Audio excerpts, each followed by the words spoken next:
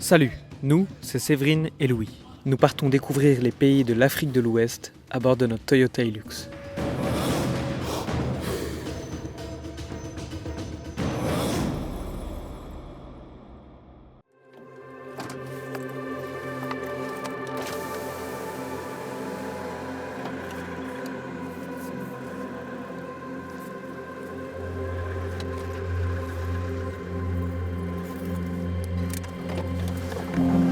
Merci beaucoup. Ok.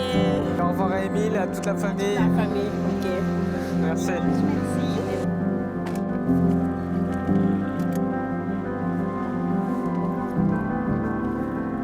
Ça y est, après 3 semaines de pause à Thiès, nous voilà de retour sur la route.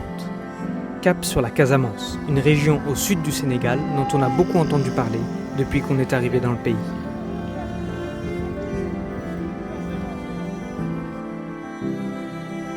En chemin, on croise Manon et Maxime, deux jeunes Français tout juste partis de Dakar pour voyager à vélo à travers les pays de l'Afrique de l'Ouest. Alors le soir, on se rejoint le temps d'un bivouac. Bière, discussion et assez rapidement, dodo. Oui, parce que le lendemain matin, mise en jambe directe pour certains. Pour d'autres, il serait bien de baisser un peu la tête pour sortir du lieu de bivouac.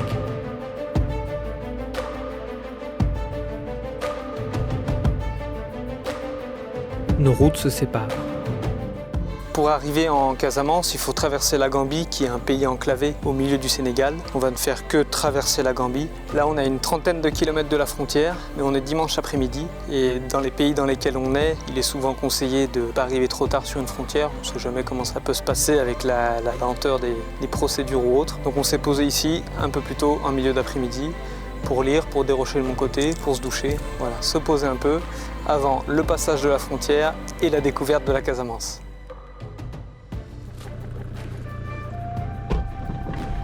De bon matin, on reprend la route. Et on traverse la Gambie, sans aucun problème. Aucun. Même pas un bakchiche. Et on découvre cette région, la Casamance.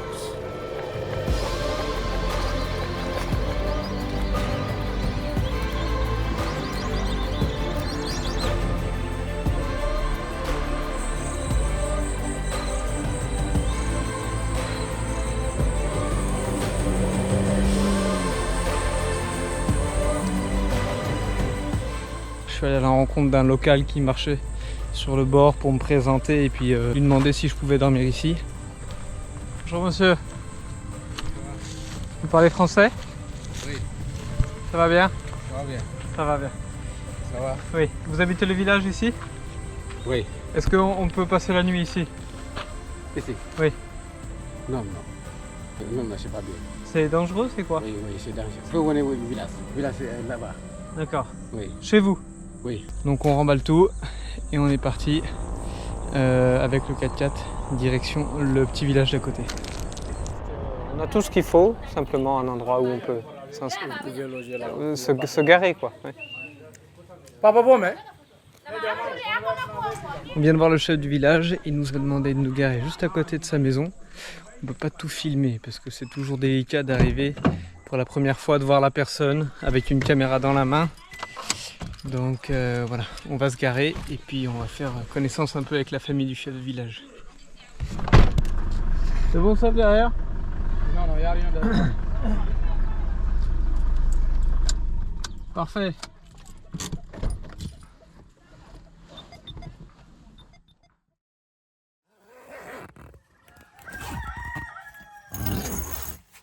Ce matin, réveil en douceur avec le bruit du coq.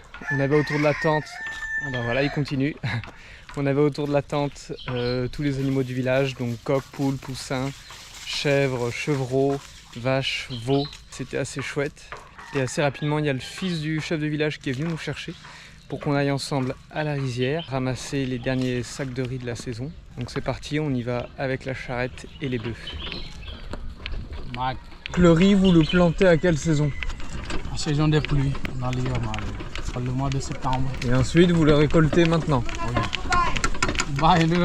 C'est pour le manger au village et le vendre? Non, non, le manger. Que le manger? C'est que pour vous? Oui, pour moi, oui, pour la famille. D'accord. On achète peu de riz, hein. C'est ce qu'on sème, c'est ça qu'on mange la D'accord. plupart. Oui.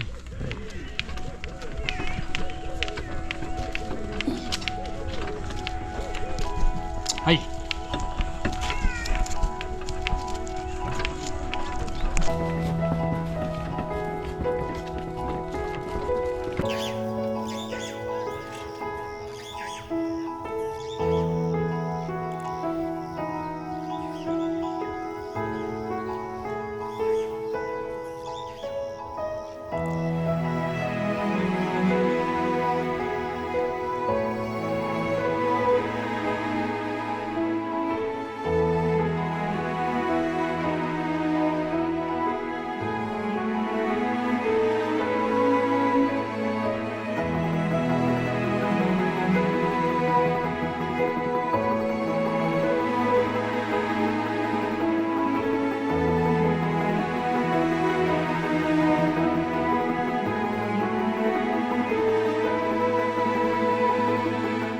Et tu fais comment pour les récupérer? Tu frottes? Oui. On les frotte, après on va les amener dans ma machine. On va piler ça.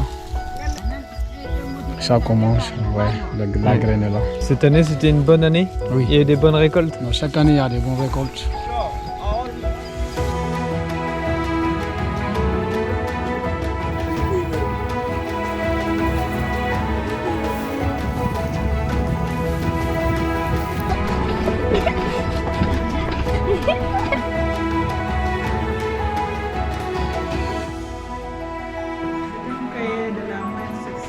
D'accord, moyenne section. Un grand merci pour l'accueil, c'était vraiment chouette. Merci beaucoup, Merci, on est ensemble, bien. on est Merci. ensemble. Après cette riche journée en rencontres et en découvertes, nous passerons la nuit le long du fleuve Casamance, avant de rejoindre par la piste la ville de Ziguinchor pour une escale technique.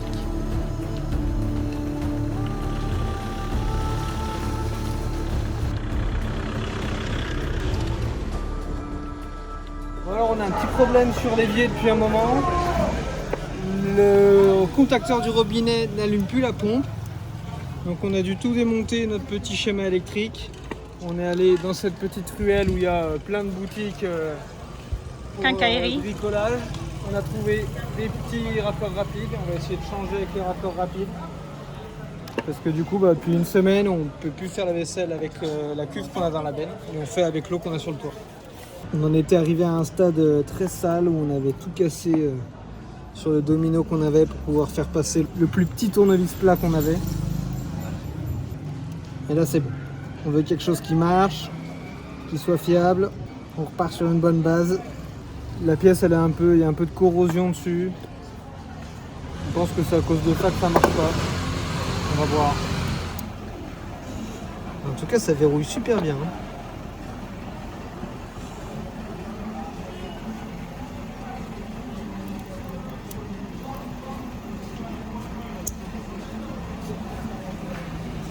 Donc ça y est, on a connecté les 3 raccords rapides. On va faire fonctionner le robinet. Donc on branche la prise allume-cigare sur notre petite batterie. On met l'évier. Ah,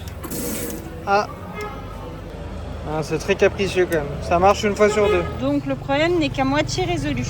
Problème de faux contact. On va faire confiance aux secousses de la piste qui vont nous régler ça rapidement. Bon, donc là on est avec Bertrand et Major, c'est ça? Ouais. Dans un petit village à 30 km de Ziguinchor par la piste. Et on va aller visiter une case à impluvium. C'est une maison typique de la région qui permet de récupérer l'eau. Et celle qu'on va voir, elle a à peu près un siècle. De construction circulaire, les murs et les colonnes de la case à impluvium sont faits à partir d'un mélange de terre et d'eau séchée. La charpente est assemblée avec du bois de rogni, une espèce de palmier typique du Sénégal. Une épaisseur importante de paille sauvage sert de toiture. C'est cette toiture qui, en saison des pluies, va permettre de récupérer l'eau au centre de la case, dans ce bassin. Cette eau sert à faire la cuisine, à se laver et à laver le linge. Lorsque le bassin est plein, le surplus d'eau est dirigé à l'extérieur de la case vers les plus proches rivières. Au Sénégal, ces cases sont de plus en plus rares, car elles demandent un entretien important et régulier et sont trop grandes pour les nouveaux modes de vie avec des familles moins nombreuses. Nous aurions vraiment aimé voir cette case en action pendant la saison des pluies, mais difficile d'attendre 6 mois. Alors on reprend le volant, direction la Pointe Saint-Georges, pour un nouveau bivouac à côté de la Casamance. Ce matin, ce n'est pas le chant du coq qui nous réveille, mais le doux bruit des vagues. On profite du retour de pêche nocturne de quelques locaux pour acheter des crevettes. Et on te donne rendez-vous la semaine prochaine pour la suite de l'aventure. 1 kg c'est 2500. Merci.